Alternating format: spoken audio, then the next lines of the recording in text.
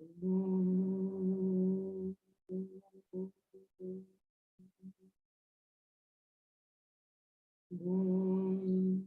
Sahana Bhavatu Sahana Bhunaktu Saha Viryam Karavavai Tejasvinavadhitamastu ma Vidvishavahai. Om Shanti Shanti Shanti.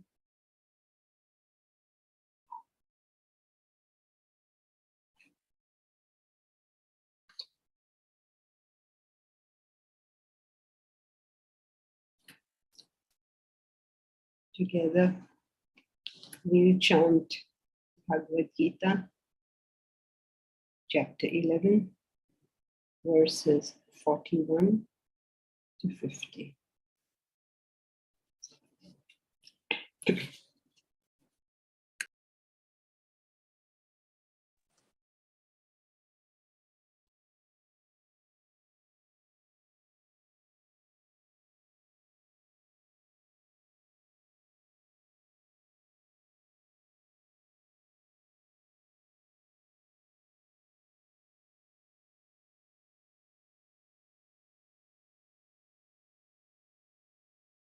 सखेति मत्वा प्रसभं यदुक्तम् हे कृष्ण हे यादव हे सखेति अजानत्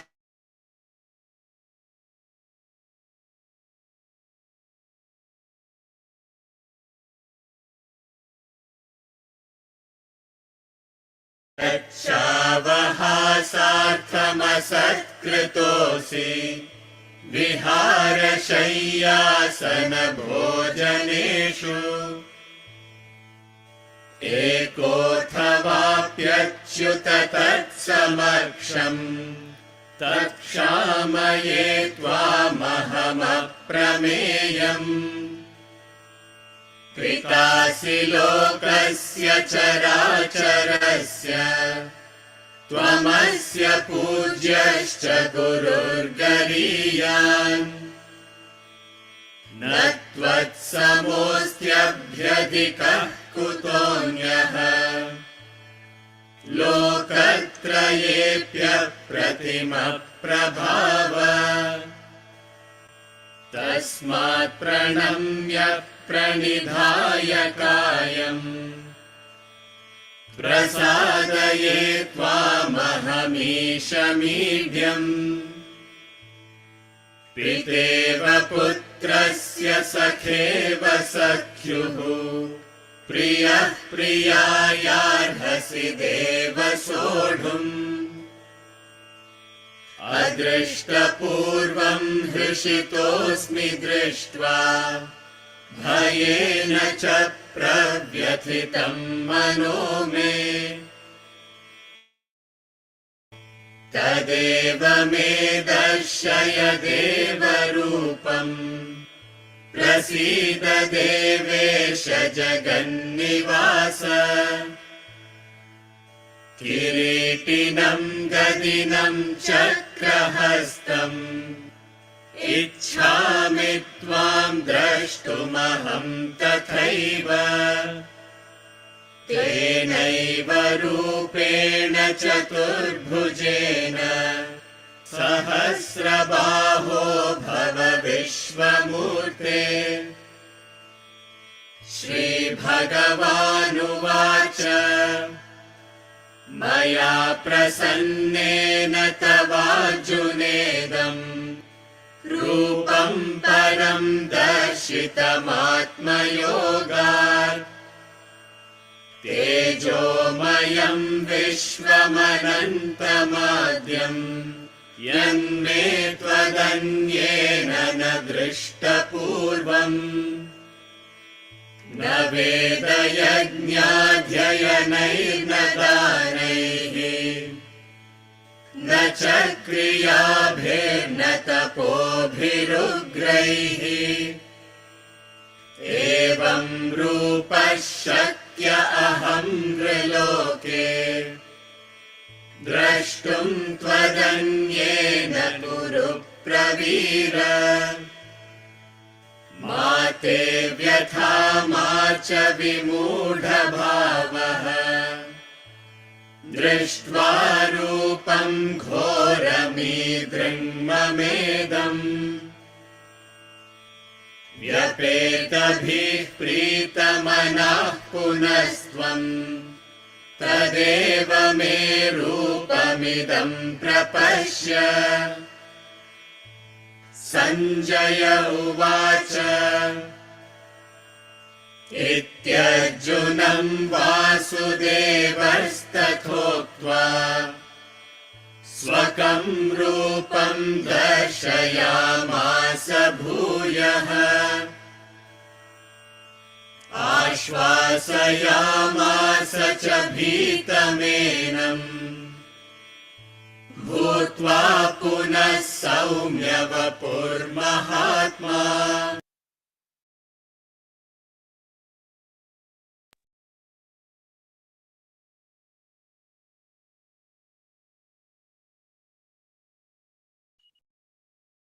We have been studying how Arjuna is overwhelmed with the form of the Lord. This is what happens to us when we take on more sadhana than we are capable. We have to know, like in all things, right? If you were doing yoga, if you were lifting weights, if you were doing jogging, you have to know how much for you is effort, how much is excessive effort, and how much is no effort.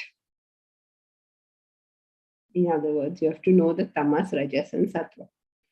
Sattva is being able to get the right amount. Rajas means doing too much, straining too much. And tamas means too little. So that middle thing, that middle path, where you do just the right amount so that you actually grow in whatever you're doing. I mean, even if you're running a business and you want the business to grow, whether it's in relationships, how much is enough?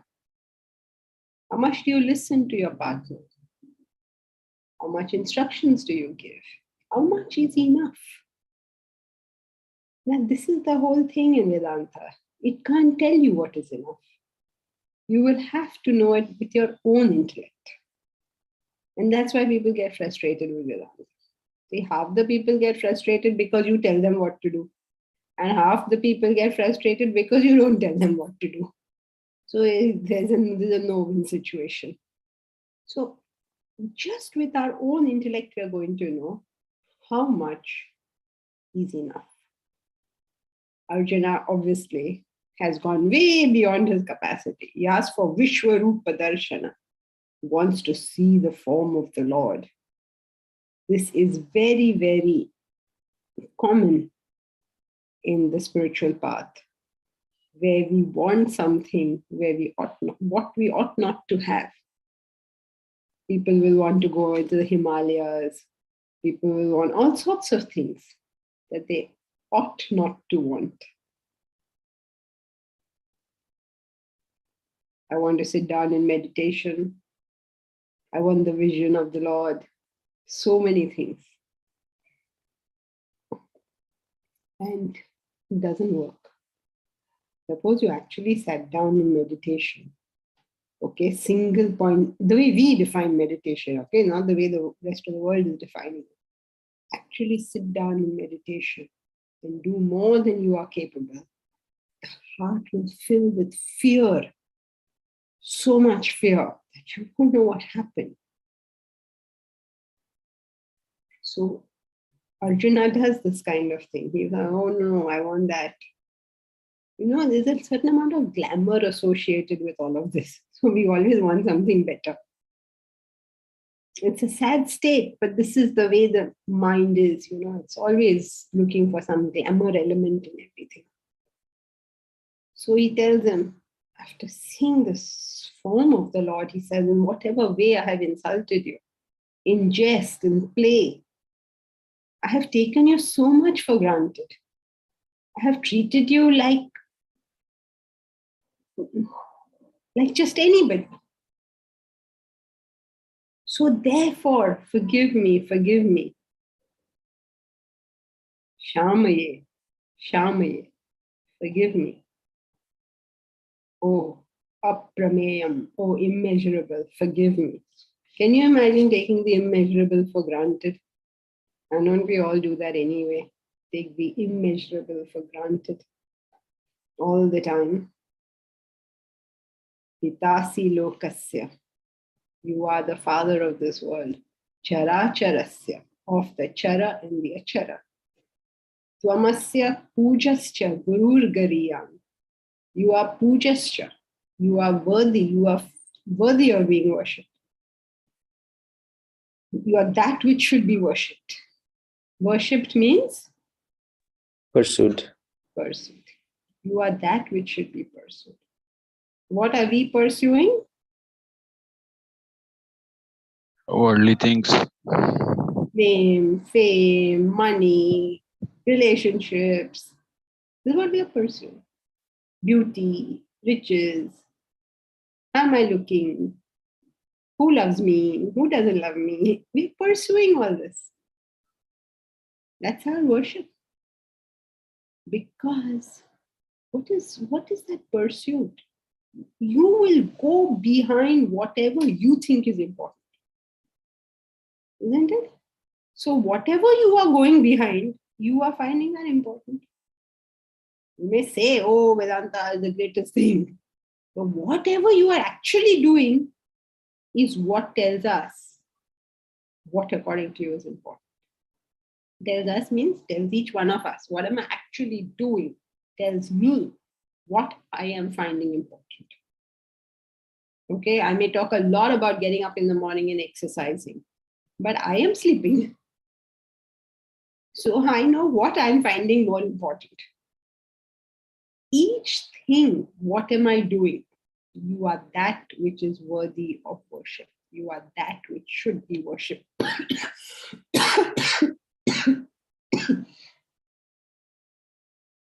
Gurur Gariyan.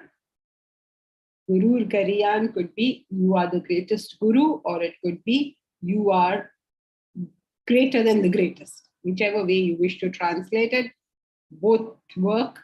As you know, Sanskrit is a very flexible language and things can mean many, many different things.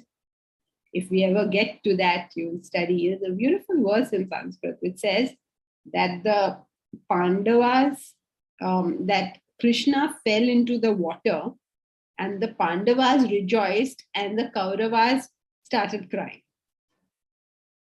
Makes no sense, right?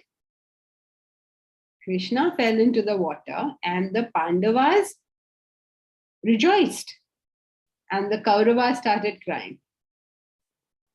Keshava, he says, fell into the water. Makes no sense, no? I mean, the way you read it makes no sense. You know what the verse actually means? Keshava. Keshava is the name for Krishna. Keshava also is Keshava. You can break it up, right? Means Shava, you know, a corpse. So the corpse fell into the water and the Pandavas, that means the white fish in the water, rejoiced, but the Kauravas, that means the crows, said, oh no, because now they can't get the Shava. I mean, you know, that's how flexible this language is. You can from the same verse get so many meanings. And when you're getting an incorrect meaning, like this is not possible, right? So you have to therefore read it again and say, how can Krishna fall into the river and Pandavas rejoice? Impossible, right? And Kauravas are started crying because something happened to Krishna. Impossible. So that's how flexible it is. And that's why the three top Indian philosophies, Advaita, Vishishta Advaita, and Dvaita, take their authority from the same verse. One claims that it is Advaita, one claims that it is Vishishta Advaita, and one claims that it is Advaita.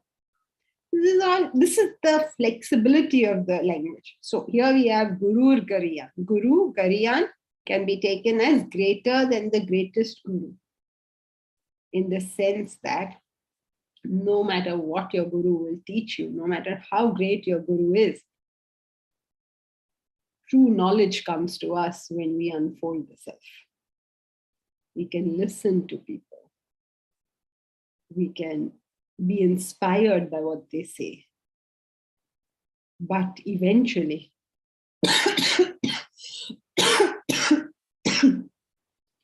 true knowledge is only the unfoldment of the self. Nothing else. Or you can say it's greater than the greatest. Greater than the greatest in the sense that whatever you can think of, Shankaracharya explains it like this. He says it is greater than the greatest achievement. No matter what you achieve in this world, achieving the self is greater. It is greater than the greatest emotional feeling that you could ever have. It is greater than the greatest intellectual comprehension that you could have. It's greater than Einstein and what he can understand. It's greater than Niels Bohr and what he can understand. It's just greater than the greatest anything terrestrial. Just as in the dream, there is a wide variety of things. But what is greater than the greatest in the dream is simply waking up. You may get a PhD in the dream, but waking up is still greater. So all along, it is Guru Gariyan, whichever way you want to take it. It is greater than the greatest.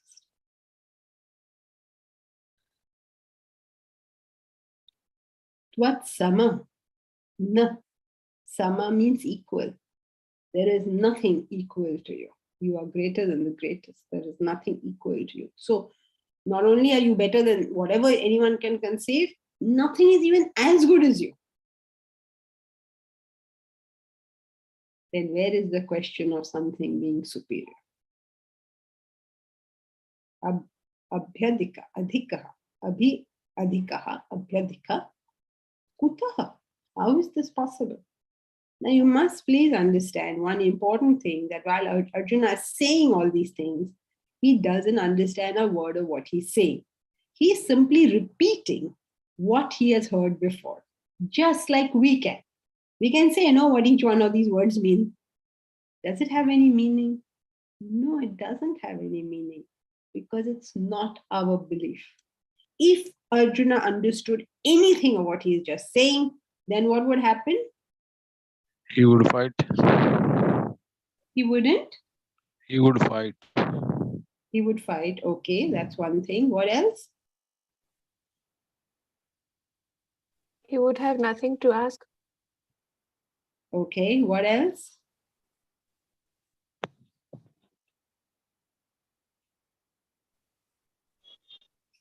He won't be saying these things, right? Okay, that's also a possibility. He won't be scared like how Prahlada wasn't scared. Yeah, correct.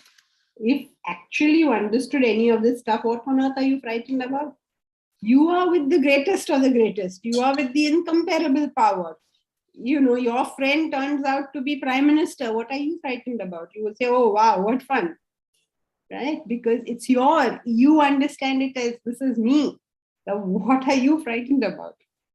When you don't understand that, then comes this fear. So he doesn't understand a word of what he's saying. But it's still very inspiring what he's saying, because these words, whether you understand them or not, they are very inspiring. And that's the problem. When we say these words, when we're inspired by these words, we take it as a substitute for action. Speaking about something is often a substitute for doing something. Like say, I have to get up in the morning and go for a walk. And you keep saying this every day. It's a substitute for action. Don't give the secret away, Deep Raj. Everybody can know if you give the secret away. It's a substitute. Have you seen people going from people to people telling them about whatever problem they have? You must have noticed. I am unfortunately in that position where I'm a repository for every problem that occurs. So they come, they tell you a problem. And often I've changed cities. And it's an amazing thing. I meet people sometimes after 20 years and they're still saying the same thing. It's an incredible thing. What happened in 20 years? All you did was repeated that you had this problem. Yeah. Because sometimes speaking about it is a substitute for doing something about it. Being inspired by it is a substitute for doing something. Saying how great it is a substitute for doing something. So we just feel that by saying we have done, it is a trick of the, it is a sort of, it is actually some amount of research done on this. I don't know if you all have read any of that research. By talking about it, we convince ourselves that it is done. And it's not, they say that this is the way the brain fools us because the brain believes that the job is over. I don't know, have you all come across this research? Have you read anything about it? It's an interesting thing that they say when you stop your work, you should leave a little undone. Otherwise, your brain thinks it's over and forgets all about it. It's cancelled off the list. So like that, when we talk about it, our brain thinks, okay, we handled it. And now the matter is over. But it's there. Haven't you heard people say for years and years, they say, I have to do X or I have to do Y. So even people who say, I'm a very hot-tempered person, or I'm a very agitated person, or I'm a very lazy person. They go on saying this, but they won't do anything about it. So be warned that we are not using speech as a substitute for action. Office meetings are an alternative to work, correct, Milind? Yes, office meetings are often, discussions are often an alternative to work.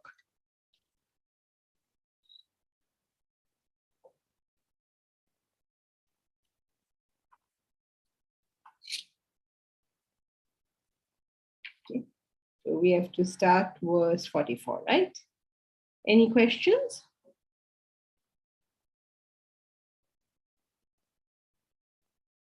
Anybody new? Zoom user, who is Zoom user?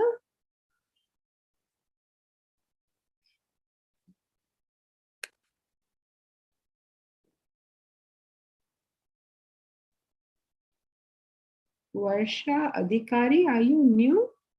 And Divs, are you new? Hari Om, yes, I'm new to this. Okay, so are I've you okay? heard you before.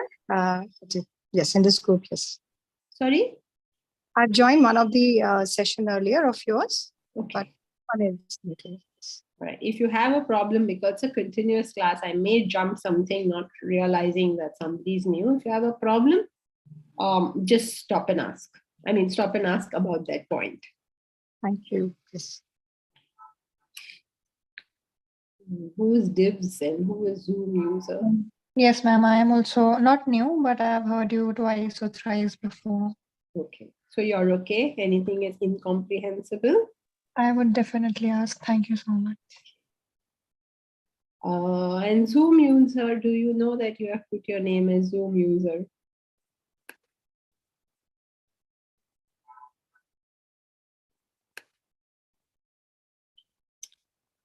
All right, so let us go to verse 44.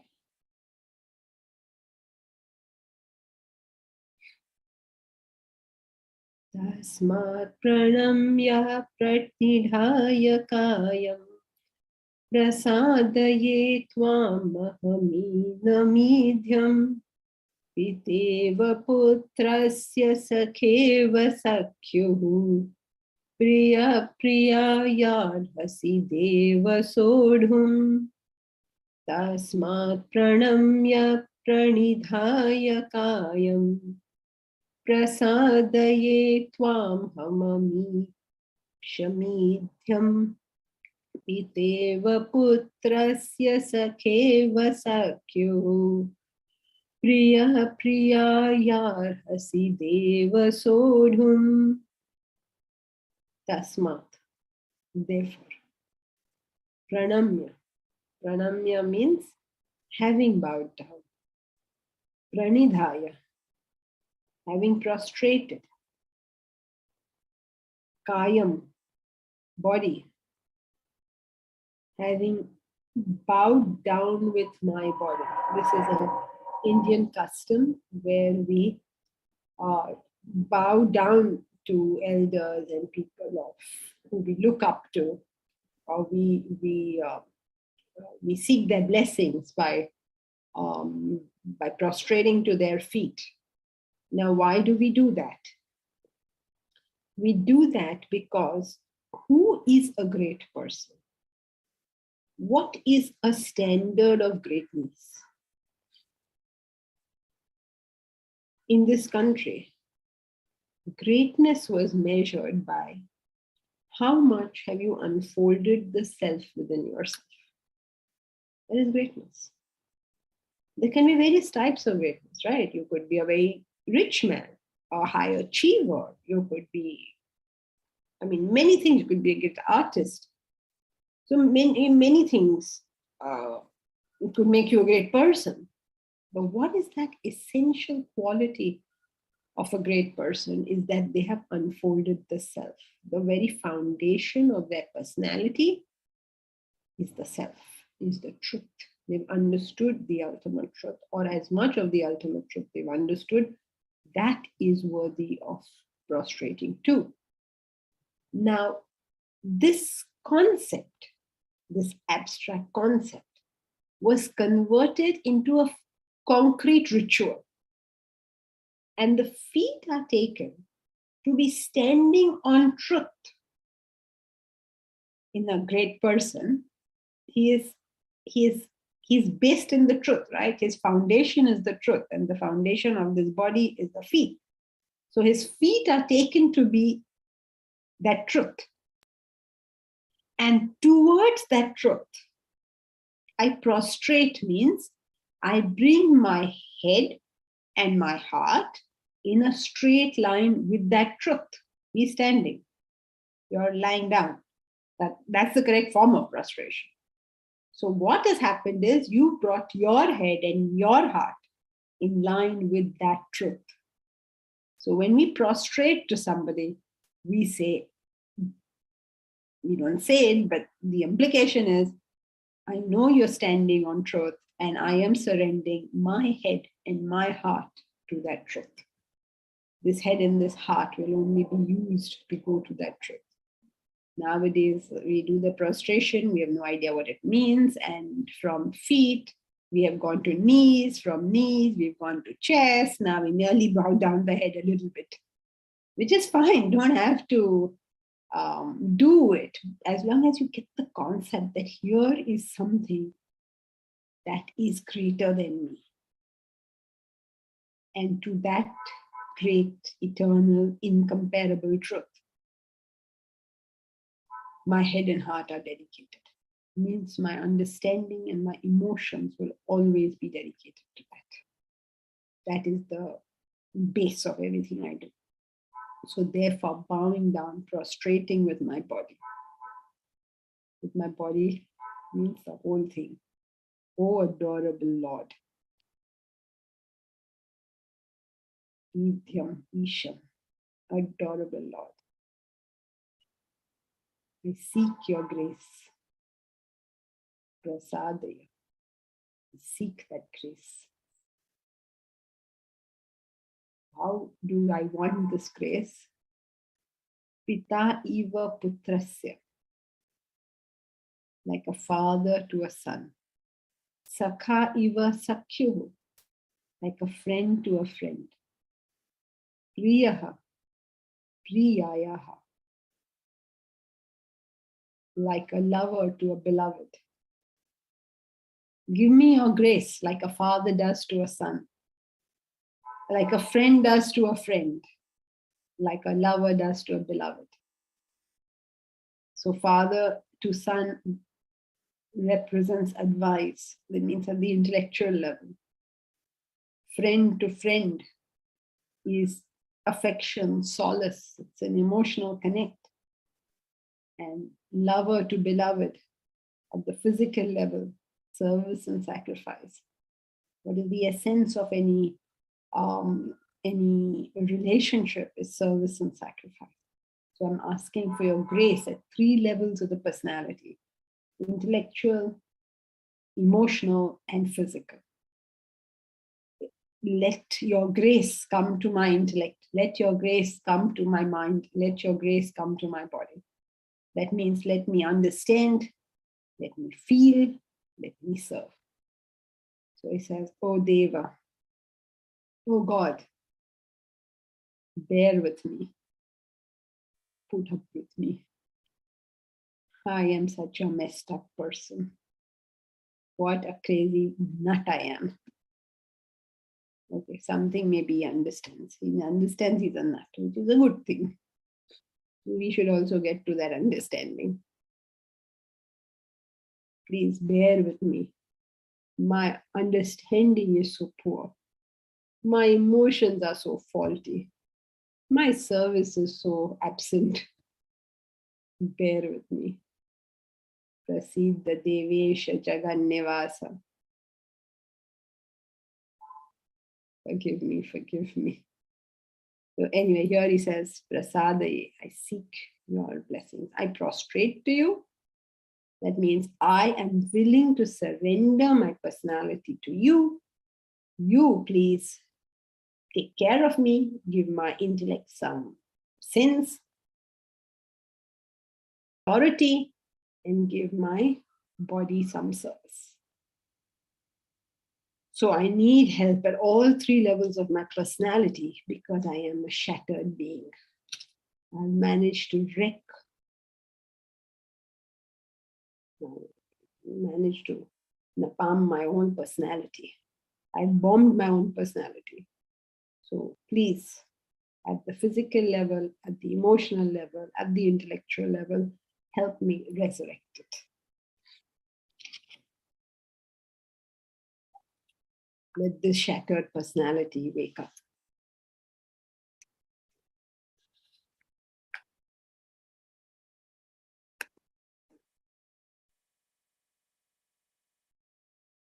Mukesh.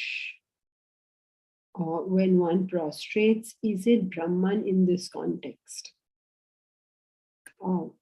It is Brahman in all contexts, but everybody doesn't relate to an abstract ideal. So here you have a more concretized sort of ideal because it's an emotional thing, right? Emotional people will not deal with abstractions. They don't understand what it is pursuit of truth. Sound like what pursuit of truth? But if you say pursuit of God, then that makes sense to me because they can in some way concretize it. So every time it's Brahman means the ultimate truth. Now even Brahman is just a word, right? What is it? We don't know what Brahman is. So it doesn't matter what you use, what symbol you use. It is a symbol of whatever is that transcendental reality. I mean, whatever word I say, even transcendental reality is a word. So whatever that thing is, which is beyond our body, mind, and intellect, it is a symbol of that. Thank you. Okay, so Janaki, can I just clear it out? Yes, please.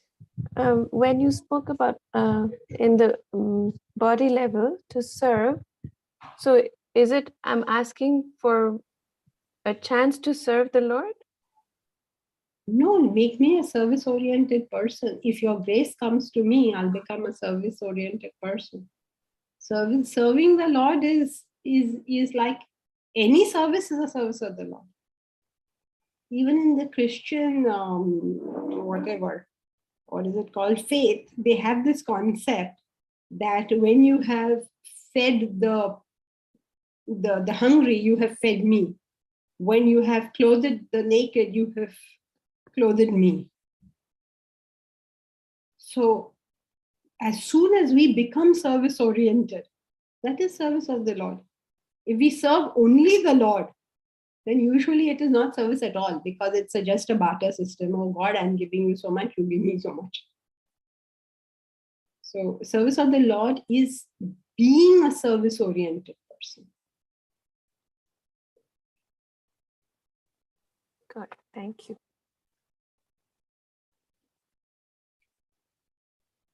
Verse 45.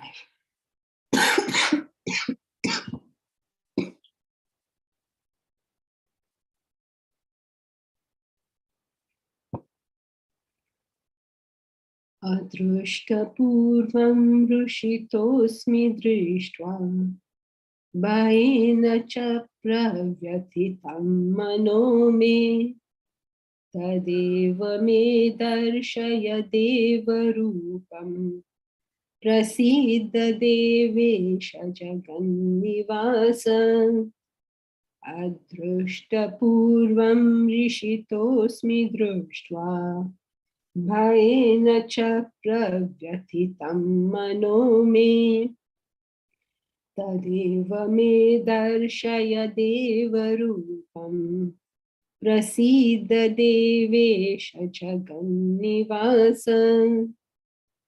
अदृष्टपूर्वं पूर्वम अदृष्ट earlier unseen, purvam earlier, adrushta, drushta seen, adrushta not seen, earlier not seen, rushitahas asmi, I am delighted. I have seen something that was not seen before and I am delighted. Now look at how confused the gentleman is. Drushtva bhayena cha, and I am terrified. Make up your mind. Are you delighted or are you terrified? Pravyatitam. Pravyatitam. Vyatitam, stressed. Pravyatitam, distressed, more stressed. Manome, my mind. I am happy and frightened. Is this even possible? How can you be happy and frightened? Either you are happy or you are frightened. You cannot be both. You cannot be happy as well as distressed. You have to make up your mind which one you are. In other words, he's confused. He understands the greatness of what he has seen. Isn't that, I mean, you know, when you see it from a very practical perspective, isn't that what we also feel? We are happy to be associated with this knowledge, and yet we are distressed at our own incapacities with reference to it. Tadeva me darshaya deva rupam. Show me, O God. Darshaya, show me. Tateva, that indeed. O Deva, that rupam, that form. Prasiddha devesha jagannivasa. Prasiddha. Prasiddha means have mercy. Devesha, O Lord of the gods. Jagannivasa, abode of the universe. Have mercy, have mercy. I no longer know. Remember earlier also he said, I don't know the directions, I've lost direction. This is what happens on the spiritual path. Sometimes you lose direction. It is all part of the path. When you're losing direction, it means you are It means you've come to the spiritual path and you're losing direction. It means you are Stuck. Hmm? Stuck. stuck.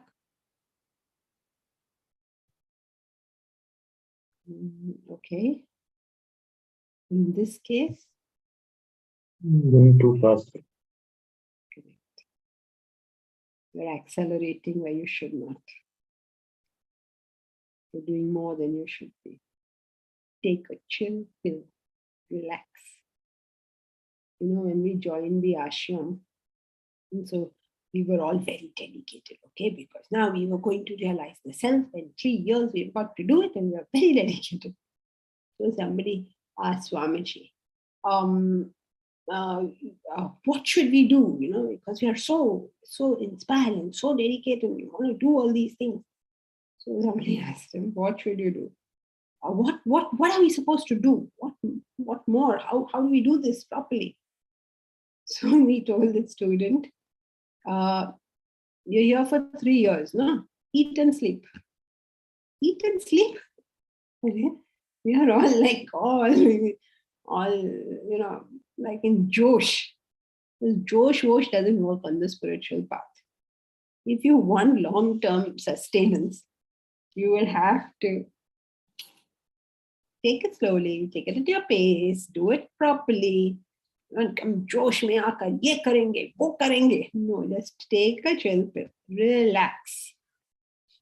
There's that story, you know, about the Zen master also. He told his students, he was supposed to be a great Zen master. So a student came to him and said, I hear that you are able to give enlightenment. How many years will it take me to be enlightened? So the Zen master looked at him and said, 10 years. So he said, suppose I work double. How much time will it take me? He looked at him and said, 20 years. It doesn't work like this. Chalo, bhago, dodo. You won't get all stressed on this path and say, I have to do this, I have to do this. No, you have to chill. That's all you have to do.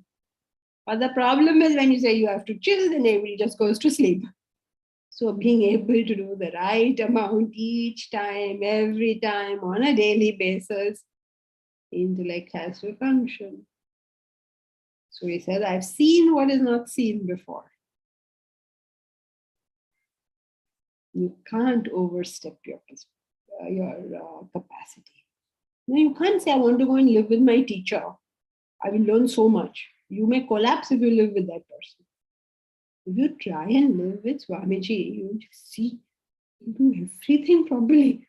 Bapre, you will feel like you'll get an inferiority complex if you live with him. No, it's okay. I'll live at home only. So you can't overstep. You can't go beyond what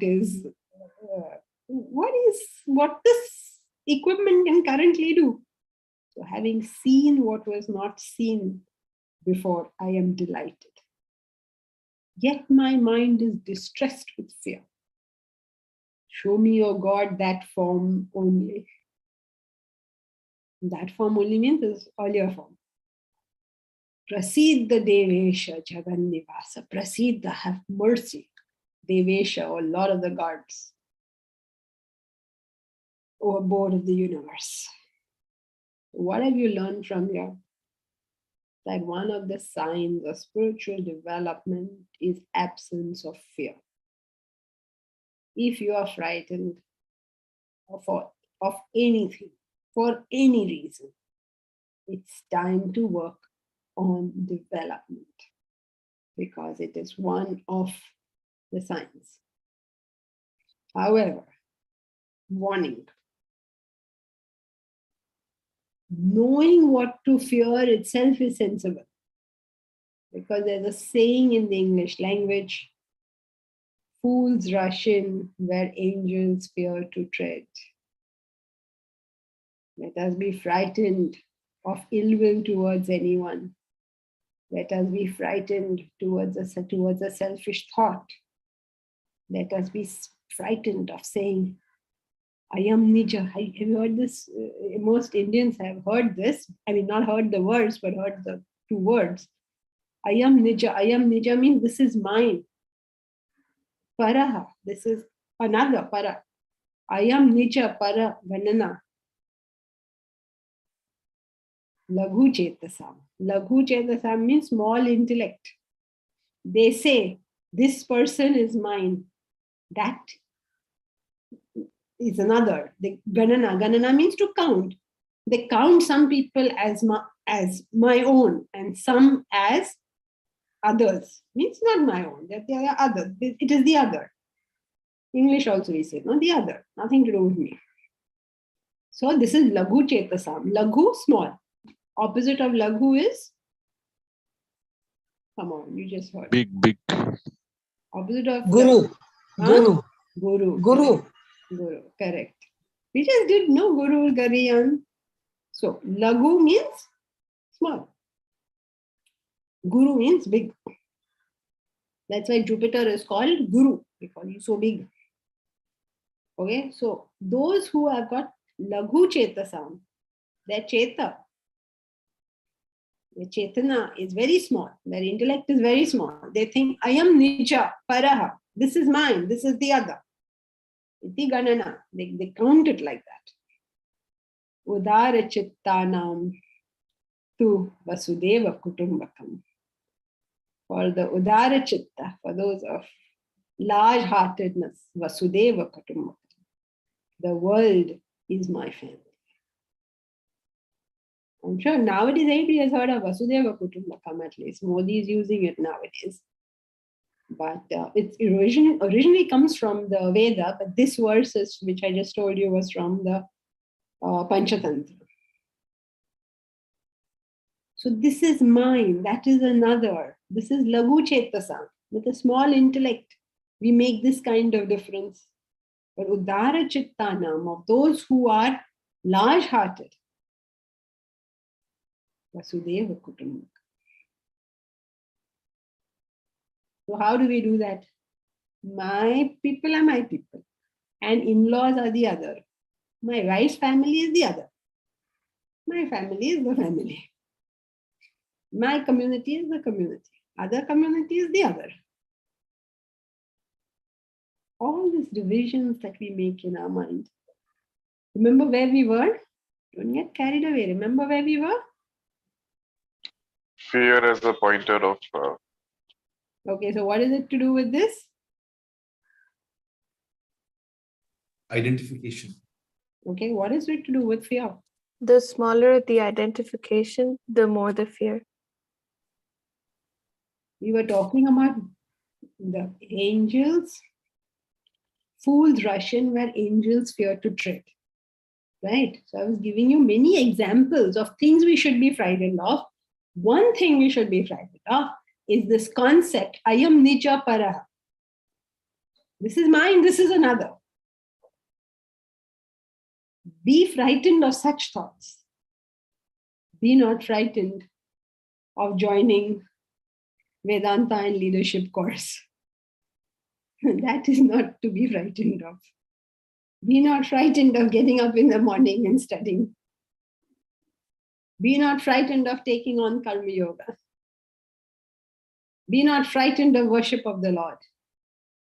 If you want to be frightened of saying, this is my person and this is someone else. This is in my interest and that is not in my interest. Be frightened of thoughts that are selfish and self-centered. Be frightened of being indisciplined. Be frightened of confusion of thought. Be frightened of those things. But be not frightened of failure. Be not frightened of what people say. Be not frightened of being alone. That makes no sense. Failure and success are just part of life, just as day and night are. Be not frightened of them. What do you say? Who gets frightened when the night comes? Who's frightened of the dark? kids. The children. Children's. They don't know what it is.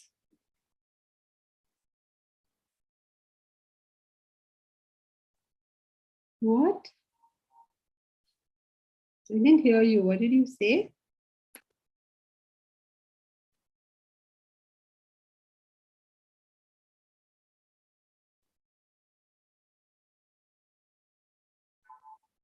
Are you there, or all of you all disappeared? They said kids, Can you hear children. me? Yes, yes, we can hear you. No, fine.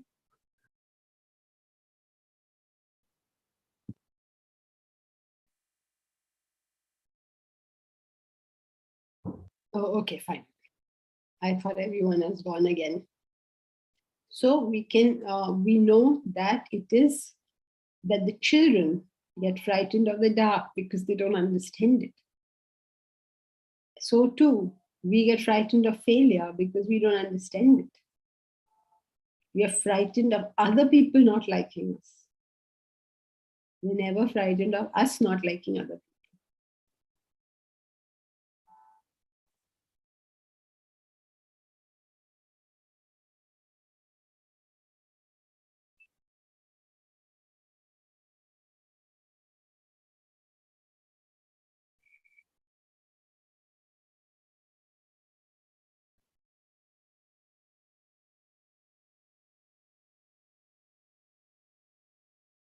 I don't know, there, it all seems to be frozen. Can you hear me? Yes, very much. Yeah, we are there. Yes, sir. Yes, ma'am. Okay, the whole screen was frozen. Okay, good. So Mukesh Bajaria. Does one gauge if you are overdoing things on the distress level? But does this not at times fool oneself that I'm overdoing it, so I will chill out? How does one proceed with the balancing act? How does one proceed with the balancing act? With the intellect? What else? You will have to watch yourself, know what progress you're making. If you're making progress, how is your personality reacting? What option do we have but self-analysis? So you have to use your intellect, see how it works.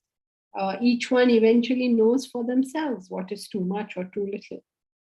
And of course, you can take help from your peers, from your teachers, to if there's some amount of confusion, reach out to one another. We are a community, reach out to one another. And I'm sure we will all be able to get things at least largely correct.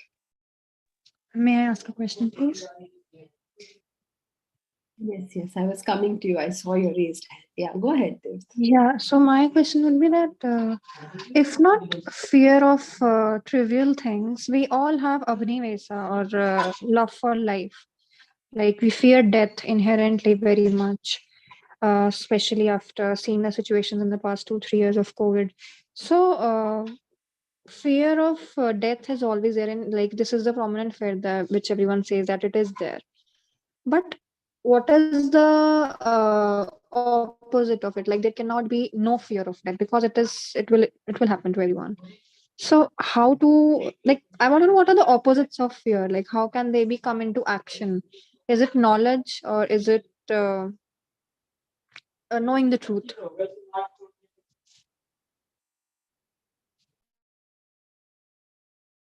I couldn't hear you very well. Are you saying what is the opposite of fear? No, yeah. One of the question was what is the opposite of fear? Is it knowledge or knowing the truth?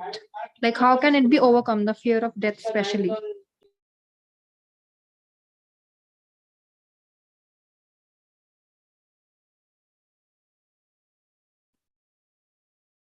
Yes. Of course, it is Can knowledge. you give me a second? I will go and get a hotspot because this doesn't seem to be working. So let me just go get the hotspot.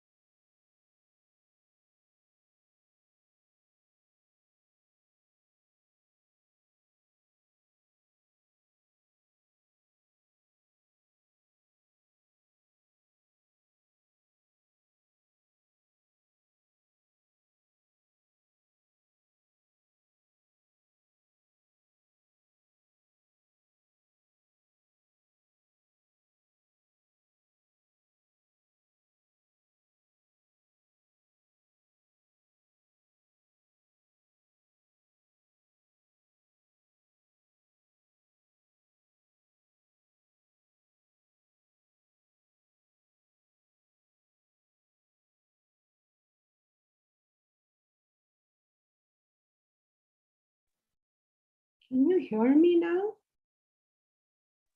Yes, Yes, we can hear you. Okay. All right. Yes, I couldn't hear you. Her question is in the chat, Janki ji. My question was that we all have abnivesha for death, or fear of death. So how to overcome this? Is it via knowledge or knowing the truth? Yes and no. True. Your answer is correct, that you know it by knowing the truth, but knowing the truth is an effect. So by saying that, it doesn't help us. What am I supposed to do? So it's better to talk of the answer is correct. That is the right answer. But what do you do with that piece of information is you convert your life to a sense of service. The moment you develop the sense of service, fear comes down. So knowledge of the truth means knowledge of the higher. Knowledge of the higher comes through service orientedness. So what is it, I'm sorry, yeah, please. Go ahead. So I was asking, like, is it being service can always have to be like we are doing something for people, or you can do it through your karma too? For example, if a pilot is driving an aeroplane and he's not actually like doing like it, he's indirectly serving people. His job is to fly a plane, but is it also service? Like, can it be if he does this karma in such a way that he devotes his life to it? Is it also service, or we have to actually be a servant and be a social service into social service? Yeah. No, you don't have to be in social service. What you have to be is, okay, here's a story that a man was going on the road and he found a man sitting there and breaking stone. So he asked the man, "What are you doing?" To which the man replied and said, "Can't you see? I'm cutting the stone." And then he went forward and he found another man doing exactly the same job. And he asked him, "What are you doing?" He's saying, "I'm earning a living for my family." And then he went a little further and he saw another stone cutter. And he asked him, "What are you doing?" He said, "I am building a temple to the Lord." So the work being exactly the same, whether it is so-called social service or you're going to your job and doing it, what makes it service is its dedication to a higher end. So, I know a lady who brought up 2 children and said, these 2 children are my contribution to the nation. That was service. Service is, are you serving? Is answered by the question, why are you doing it? Yes, correct, intention. Not what are you doing, but why are you doing it? You can be a chaprasi, a peon in an organization. So are you going there for your salary? Or are you going there because you want this organization to do well? Or whatever it is you want, or it is your service to God, whatever it is that you see it as. So when we live our life like that, we have no fear. Even simple things like some people are frightened to say no to others. Somebody asks you a favor, and some people find it very difficult to say no. But if you are service oriented, you'll have no such fear of saying no to others. Because you know what you're doing is in their welfare. If they don't understand it, tough luck to them, but it was done in their welfare. Okay, Divs? Yes, ma'am. Thank you so much. Shamla, you had something? Yes, Hariom ma'am. Just now you said that we must fear of not losing unconditionally, for example, the entire community or maybe humanity. Always fear is related to the mind. So in this context, does it stem from the mind or does it stem from the intellect? All fear is an emotion, and all emotions come from the mind. But in this context, fear of not loving unconditionally, is it a good fear or a bad fear? I believe it's a good fear. All emotions come from the mind. Some emotions may be good and some emotions may be bad. And whether they're good or bad is not based on what they are. It's based on what you're comparing it to. So if you're comparing it to a lower emotion, such as I am frightened of what you will think of me, then I am frightened that I don't love everybody is good. Okay, but if I'm comparing it to a fearless state, then it is bad. Thanks.